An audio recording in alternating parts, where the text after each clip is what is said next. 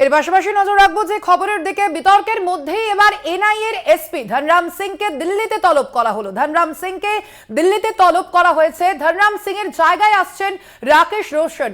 X হ্যান্ডেলে জানালেন এমনটাই তৃণমূলের রাজ্য সম্পাদক কুণাল ঘোষ। আপনাদের আবারও জানিয়ে রাখি, ধনরাম সিং অর্থাৎ এনআইএর এসপি, যার বিরুদ্ধে একের পর এক অভিযোগ করেছেন তৃণমূল কংগ্রেস নেতৃত্ব, এবং সে বিষয়ে এবার ধনরাম সিংকে দিল্লিতে তলব করা হয়েছে এবং ধনরাম সিং এর জায়গায় আসছেন রাকেশ রোশন। এক্স হ্যান্ডেলে জানালেন তৃণমূল নেতা কুণাল ঘোষ। এ বিষয়ে আরো বিস্তারিত জানবো। ফোন লাইনে রয়েছেন আমাদের বিশেষ প্রতিনিধি দেবজ্যোতি ঘোষ। দেবজ্যোতি, ঠিক কি কারণে ধনরাম সিংকে এবার তার জায়গা থেকে সরানো হলো? দেখো, গতকাল যে ঘটনা নিয়ে গোটা দেশ সহ কলকাতা উত্তাল ছিল, যে এনআইএর যে এসপি রয়েছেন ধনরাম সিং, তার সঙ্গে সাক্ষাৎ করেছিলেন জিতেন্দ্র তেওয়ারি এবং তিনি হাতে একটি পার্সেল নিয়ে সাক্ষাৎ করেছিলেন। তা নিয়ে কিন্তু রাজ্য রাজনীতির পাশাপাশি দিল্লিতেও দ্বারস্থ হয় তৃণমূল কংগ্রেসের 10 সদস্যের প্রতিনিধি দল। গতকাল দিল্লিতে যে ঘটনা ঘটেছে এবং গোটা দেশ সেই ঘটনা প্রত্যক্ষ করেছে, যে তৃণমূল কংগ্রেসের যারা প্রতিনিধি দল গেছিলেন তাদের সঙ্গে দিল্লি পুলিশের কি আচরণ। সেখানে কয়েকজন সাংসদকে চুলের মুঠি পর্যন্ত টেনে ফেলে দেওয়া হয়েছে। সেই অভিযোগের পরে তৃণমূল কংগ্রেস নেতৃত্ব অভিষেক বন্দ্যোপাধ্যায়ের নেতৃত্বে 11 সদস্যের প্রতিনিধি দল রাজভবনে গেছিলেন এবং তারা ধনরাম সিংকে যেভাবে সরানোর দাবি করেছিলেন তা নিয়ে কিন্তু রাজ্য রাজনীতি উত্তাল ছিল। সেই জায়গাতে রাকেশ রোশনকে তড়িঘড়ি কলকাতায় আনা হচ্ছে। তিনি বিহার থেকে আসছেন এবং ধনরাম সিংকে দিল্লিতে ডেকে পাঠানো হয়েছে।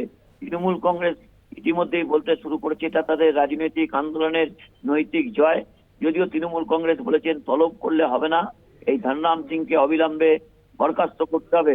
তিনি যেভাবে ভারতীয় জনতা পার্টির নেতৃত্বের সঙ্গে যোগসাজগ করে এনআইএ তদন্ত এই রাজ্যে করাচ্ছেন, বিশেষ করে ভূপতিনগরের ঘটনাকে তদন্ত করাচ্ছেন এবং নির্বাচনের সময় যেভাবে এমসিসি চালু সত্ত্বেও তিনি অতি সক্রিয় উঠেছেন, তার বিরুদ্ধে কিন্তু তৃণমূল কংগ্রেসের এই অভিযোগ ছিল। তৃণমূল কংগ্রেস আরো বেশ কিছু অভিযোগ করলেও ধনরাম সিংকে অত্যন্ত গুরুত্ব সহকারে যে ঘটনা ঘটেছে তা নিয়ে কিন্তু জাতীয় নির্বাচন কমিশনের দ্বারস্থ হয়েছিলেন। সেই জায়গাতে ধনরাম সিংকে তড়িঘড়ি দিল্লিতে পাঠানো এবং তার জায়গায় নতুন একজন অফিসারকে কলকাতায় আনা অত্যন্ত রাজনৈতিকভাবে তাৎপর্যপূর্ণ। এই রাকেশ রোশনকে বিহার থেকে তড়িঘড়ি কলকাতায় উড়িয়ে আনা হয়েছে। অর্থাৎ তৃণমূল কংগ্রেস যে গতকাল রাজনৈতিক পদক্ষেপ নিয়েছিলেন তার পাশে শুধুমাত্র তৃণমূল কংগ্রেস নয়, বিভিন্ন দল, বিশেষ করে আপ থেকে শুরু করে কংগ্রেস সহ বিভিন্ন দল তার পাশে দাঁড়িয়েছিলেন। সেই জায়গাতে তৃণমূল কংগ্রেসের একটি নৈতিক জয়। কিন্তু তারা দাবি যেটা করছেন অবিলম্বে ধনরাম সিংকে অবিলম্বে বরখাস্ত করতে হবে এবং তার বিরুদ্ধে বিভাগীয় তদন্ত শুরু করতে হবে। দেবজ্যোতি, ধনরাম সিং এর জায়গায় আসছেন রাকেশ রোশন, সেক্ষেত্রে কবে থেকে তিনি এই দায়িত্ব পাবেন? দেখো, তিনি ইতিমধ্যেই কিন্তু কলকাতার উদ্দেশ্যে রওনা হয়েছেন।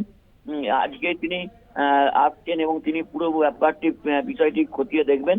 তবে এখনো পর্যন্ত ধনরাম সিংকে কিন্তু তার পদ থেকে সরিয়ে দেওয়া হয়নি। তাকে দিল্লির সর্বোচ্চ এনআইএর কর্তারা তাকে তলব করেছেন, তার সঙ্গে বিস্তারিত তথ্য নেবেন এবং রাকেশ রোশন তিনি এসেছেন এবং তিনি পুরো বিষয়টি তদন্ত করবেন।